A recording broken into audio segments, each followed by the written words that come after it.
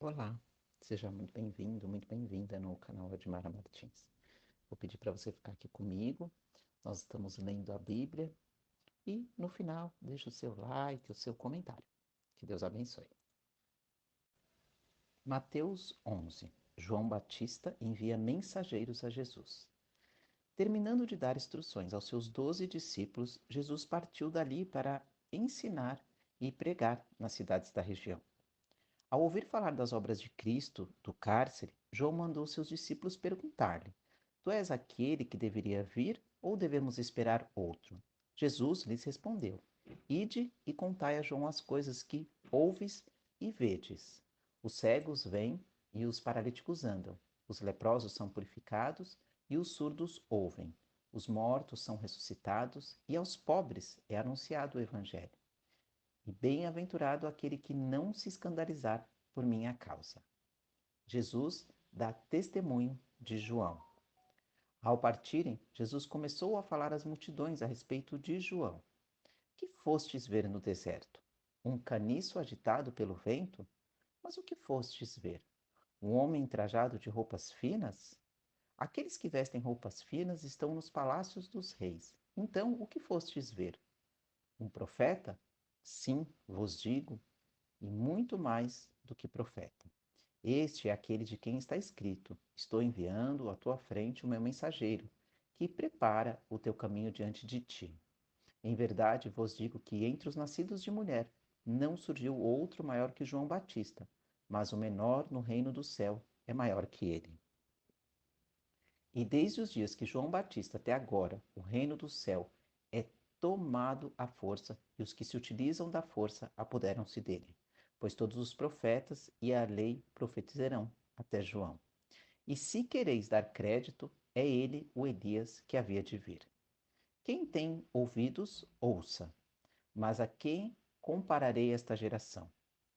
É semelhante a crianças que, sentadas nas praças, gritam para os companheiros: Nós vos tocamos flauta e não dançastes, cantamos lamentações e não chorastes. Porque veio João, que não comia nem bebia, e dizem: Tem demônio, e veio o filho do homem comendo e bebendo, e dizem: É um glutão e beberão, amigo de publicanos e pecadores. Mas a sabedoria é comprovada por suas obras. As cidades obstinadas. Então ele começou a denunciar as cidades onde se realizara a maior parte dos seus milagres, por não terem se arrependido, dizendo: Ai de ti, Corazim! Ai de ti, Betsaida! Porque em Tiro e Sidom se realizassem os milagres que em vós se realizaram, há muito tempo elas teriam se arrependido com roupas de saco e cinza. Por isso eu vos digo que, no dia do juízo, haverá menos rigor para Tiro e Sidom do que para vós. E tu, Carfanaum, serás elevada até o céu? Até o inferno descerás. Se em Sodoma se realizassem os milagres que em ti se realizaram, ela teria permanecido até hoje. Contudo, eu te digo que, no dia do juízo, haverá menos rigor para a terra de Sodoma do que para ti. Jesus se alegra com os humildes. Naquele tempo, Jesus exclamou: Graças te dou, ó Pai, Senhor do céu e da terra, porque ocultastes estas coisas aos sábios e eruditos e as revelastes aos pequeninos. Sim, ó Pai, porque assim o quiseste, todas as coisas me foram entregues por meu Pai, e ninguém conhece o Filho senão o Pai, e ninguém conhece o Pai senão o Filho, e aquele a quem o Filho o quiser revelar. O jugo de Jesus.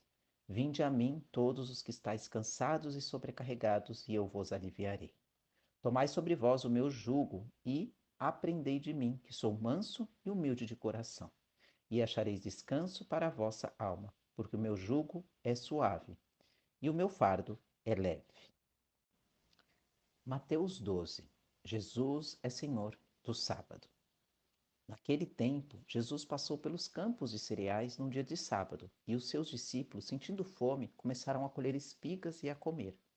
Vendo isso, os fariseus lhe disseram: Os teus discípulos estão fazendo o que não é permitido no sábado. Ele, porém, lhes disse: Acaso Não lestes o que Davi fez quando ele e seus companheiros tiveram fome? Como ele entrou na casa de Deus e com eles comeu os pães consagrados, o que não lhe era permitido comer, nem a seus companheiros, mas somente aos sacerdotes? Ou não lestes na lei que aos sábados os sacerdotes no templo infringem o sábado e ficam sem culpa? Mas eu vos digo que aqui está quem é maior do que o templo. Se, porém, soubessem o que significava, quero misericórdia e não sacrifícios, não condenaríeis os inocentes, porque o Filho do Homem é Senhor do sábado. A cura realizada no sábado. Partindo dali, Jesus entrou na sinagoga deles. E estava ali um homem que tinha uma das mãos atrofiada, e procurando uma razão para acusar Jesus, eles o interrogaram: É permitido curar aos sábados? E ele lhes disse: Quem de vós é o homem que, se tiver uma só ovelha, e num sábado ela cair num buraco, não a pegará e a tirará de lá? Quanto mais vale um homem do que uma ovelha? Portanto, é permitido fazer o bem no sábado. Então Jesus disse àquele homem: Estende a mão. E ele a estendeu, e foi restaurada como a outra. Os fariseus, porém, saindo dali, conspiraram contra ele para o matar. Percebendo isso, Jesus retirou-se dali. Muitos o seguiram, e ele curou a todos, e advertiu-lhes de que não dissessem quem ele era, para que se cumprisse o que havia sido falado pelo profeta Isaías. Aqui está o meu servo que escolhi, o meu amado, em quem meu ser se agrada. Porei sobre ele o meu espírito, e ele anunciará justiça aos gentios. Não entrará em discussão, nem gritará, nem se ouvirá pelas ruas a sua voz. Não esmagará cana quebrada e não apagará o pavio que fumega, até que faça triunfar a justiça, e os gentios terão esperança em seu nome. A blasfêmia dos fariseus. Então lhe trouxeram um endemoniado cego e mudo. E Jesus o curou, de modo que ele passou a falar e a ver.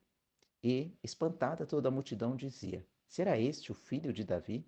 Mas os fariseus, ouvindo isso, disseram: Este homem expulsa os demônios somente por meio de Beelzebul, o chefe dos demônios. Mas Jesus, conhecendo-lhes os pensamentos, disse-lhes: Todo reino dividido contra si mesmo será destruído, e toda cidade ou casa dividida contra si mesma não subsistirá. Se Satanás expulsa a Satanás, está dividido contra si mesmo. Como o seu reino sobreviverá?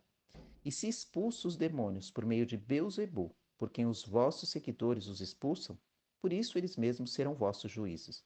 Mas se é pelo Espírito de Deus que expulsa os demônios, então o reino de Deus chegou a vós. Como pode alguém entrar na casa do valente e roubar-lhe os bens, sem que primeiro o amarre? Só depois lhe saqueará a casa.